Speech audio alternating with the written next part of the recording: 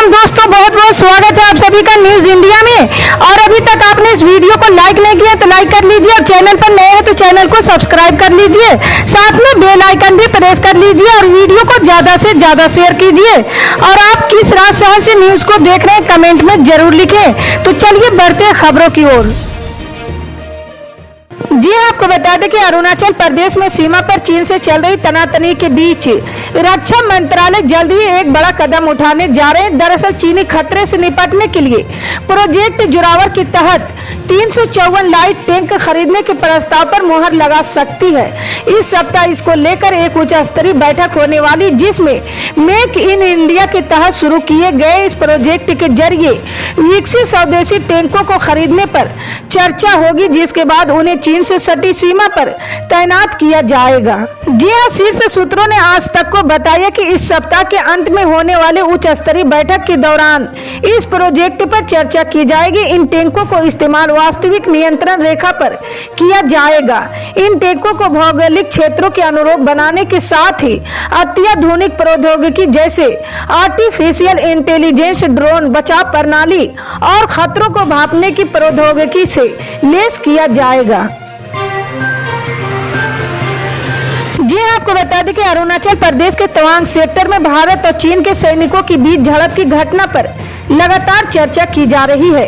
इस बीच तवांग मठ ने इस मामले पर भारतीय सेना का समर्थन किए हैं।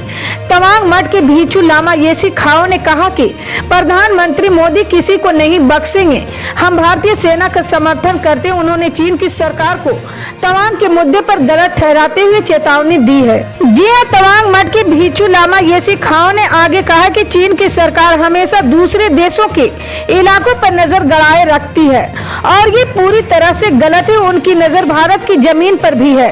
अगर वे दुनिया में शांति चाहते हैं तो उन्हें ऐसा नहीं करना चाहिए। जी आपको बता दें कि बिहार में शराबबंदी लागू तो है, लेकिन असली हकीकत कुछ और ही है। जी हाँ, जहरीली शराब से होने वाली मौतों की संख्या बढ़ती जा रही है। ताजा मामला यह है कि बाघा में शराब के ठिकाने पर छापेमारी करने गई टीम पर हमला हुआ है और इस हमले में 2 पुलिसकर्मी घायल हुए हैं। बता दें कि बिहार में बीते कई सालों से शराब बेचना और खरीदना अवैध है। यहाँ शराब का उत्पादन करना अवैध तो है, लेकिन पर्दे के पीछे सब कुछ चल रहा है। आप थोड़ा सा ज्यादा खर्च करिए, आपको आपके घर पर शराब पहुंचा दी जाएगी। जी हाँ, ऐसा हम नहीं कह रहे हैं, बल्कि जो खबरें सामने आ रही है उससे ये साफ होता जा रहा है। जी हाँ, शराबबंदी के बावजूद राज्य में जहरीली और नकली शराब का धंधा खूब चल रहा है। इस शराब को पीने की वजह से पिछले दिनों 70 से ज्यादा लोगों की मौत हो चुकी है, लेकिन अभी भी जहरीली शराब बेची और पी जा रही है। इस मामले को लेकर बिहार विधानसभा में भी जमकर हंगामा हुआ है। जी आपको बता दें कि दिल्ली के उपराज्यपाल वीके सक्सेना ने केजरीवाल सरकार के पास लंबित पड़े केंद्र की 11 महत्वपूर्ण परियोजनाओं को मंजूरी देने के लिए अपने शक्तियों का इस्तेमाल किए हैं। एलजी कार्यालय के अधिकारियों ने सोमवार को ये जानकारी दी, जिसमें बताया गया कि लंबे समय से केंद्र की कई परियोजनाओं को मंजूरी का इंतजार था, जिनमें श्रीनिवासपुरी में जीपीआरए कॉलोनी का पुनर्विकास 2019 से लंबित थी। जीपीआरए सरोजनी नगर अगस्त 2021 से लंबित और एनएचएआई दोबारा शहरी विस्तार सड़क सितंबर 2021 से लंबित थी। जी आपको बता दें कि बिहार निकाय चुनाव के पहले चरण की सीटों के नतीजे आज मंगलवार को घोषित किए जाएंगे। प्रदेश के 37 जिलों की 156 नगर निकाय सीटों की मतगणना सुबह 8 बजे से शुरू हो गई। पटना, औरंगाबाद, मुंगेर, बक्सर, कैमूर, मुजफ्फरपुर जिले सहित 68 नगर परिषद और 88 नगर पंचायत सीटों के लिए वोटों की गिनती की जाएगी। राज्य निर्वाचन आयोग ने मतगणना को लेकर सभी जिलों को स्पष्ट आदेश जारी कर रखे हैं। जी हाँ, आपको बता दें कि केंद्र सरकार और पश्चिम बंगाल के बीच रोज नए विवाद लगे रहते हैं। ऐसे में फिर एक बार प्रधानमंत्री नरेंद्र मोदी और मुख्यमंत्री ममता बनर्जी आमने सामने होंगे। प्रशासनिक सूत्रों की माने तो 30 दिसंबर को राष्ट्र गंगा परिषद की बैठक के लिए कोलकाता आ सकते हैं। बता दें कि प्रधानमंत्री स्वयं उस परिषद के अध्यक्ष होते हैं। संभावना है कि 30 दिसंबर को राष्ट्र गंगा परिषद कोलकाता में होगी। बता दें कि हाल ही में कई बैठकों में मिले हैं प्रधानमंत्री नरेंद्र मोदी और मुख्यमंत्री ममता बनर्जी। इस महीने और साल के अंत तक दोबारा मुलाकात हो सकती है। जी हां, गंगा परिषद में पश्चिम बंगाल के अलावा राज्यों में उत्तर प्रदेश, उत्तराखंड, बिहार, झारखंड शामिल हैं।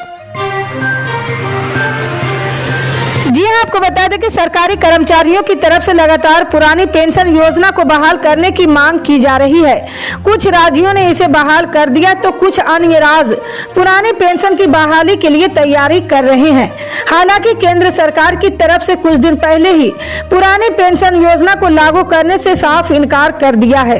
केंद्र की तरफ से लोकसभा में एक प्रश्न के उत्तर में कहा गया कि कुछ राज्यों ने इसे लागू करने के लिए अपने स्तर पर नोटिफिकेशन जारी किया है, लेकिन एनपीएस के पैसे वापसी के लिए किसी तरह का प्रावधान नहीं है। जी हां, आपको बता दें कि कांग्रेस शासित छत्तीसगढ़ और राजस्थान में पुरानी पेंशन व्यवस्था बहाल कर दी गई है, जबकि हिमाचल प्रदेश में इसे लागू करने का वादा किया गया है। पंजाब में भी ये व्यवस्था बहाल हो गई। सुशील मोदी ने कहा, जब राज्य आगे बढ़ेंगे तभी देश आगे बढ़ेगा, लेकिन पिछले कुछ दिनों से देश के कई राज्यों में पुरानी पेंशन योजना को लागू करने की घोषणा की गई है। जी हां, आपको बता दें कि चीन में कोरोना वायरस ने बीते कुछ समय से काफी उथल-पुथल मचाई हुई है। यहां संक्रमण तेजी से फैल रहा है। इस बीच चीन के स्वास्थ्य पदाधिकारियों ने कोविड-19 से 2 और मरीजों की मौत होने की जानकारी दी है। दोनों मरीजों की मौत राजधानी बीजिंग में हुई।